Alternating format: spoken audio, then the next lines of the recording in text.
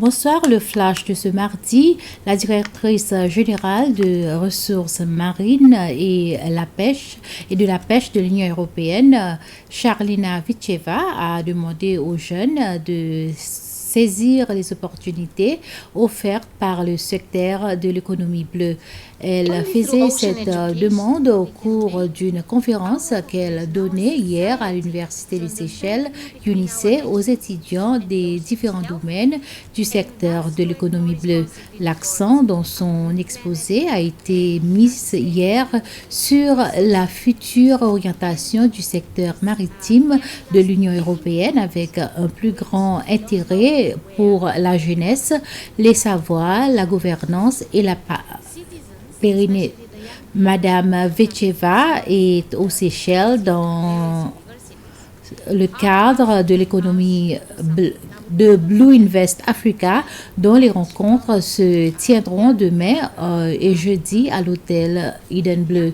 Les Seychelles sont le premier pays en dehors de l'Union européenne à accueillir Blue Invest Africa.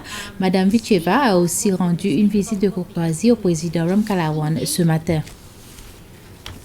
Le haut-commissaire de la Tanzanie aux Seychelles et l'ambassadeur d'Israël aux Seychelles ont présenté leur lettre de créance au président William Ramkalawan ce matin. Le premier personnalité à être reçu, c'était le haut-commissaire désigné de Tanzanie, Dr Stephen Simchawene. Dr Simchawene a rappelé que le lien économique qui unisse les deux pays dans les domaines de tourisme et du maritime et de la sécurité peuvent être renforcés.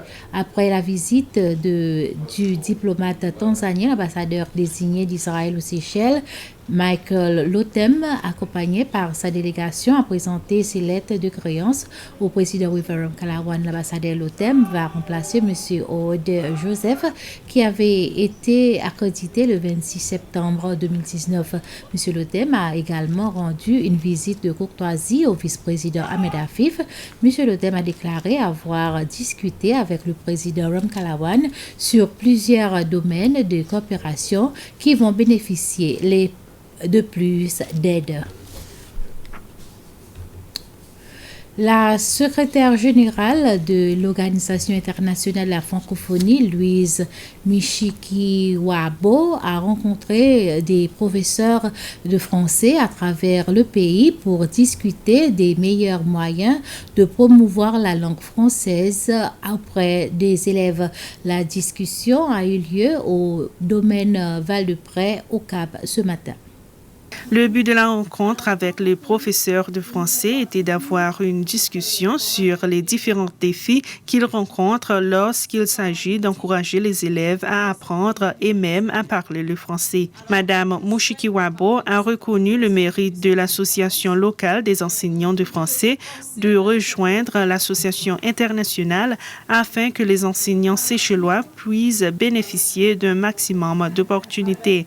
Elle a également annoncé que d'ici en janvier 2023, les Seychelles seront ajoutées à la liste des pays bénéficiaires et cela permettra des échanges entre les pays. Cela veut dire que nous allons de temps en temps venir chez vous aussi, j'allais dire piocher, prendre quelques enseignantes et enseignants et vous amener dans d'autres parties du monde où ce programme existe. Pour l'instant, surtout en Afrique, dans d'autres régions de l'Afrique.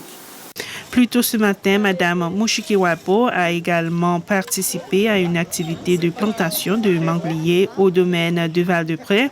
Elle était accompagnée par le MNE du district au Cap et des étudiants membres du club environnemental.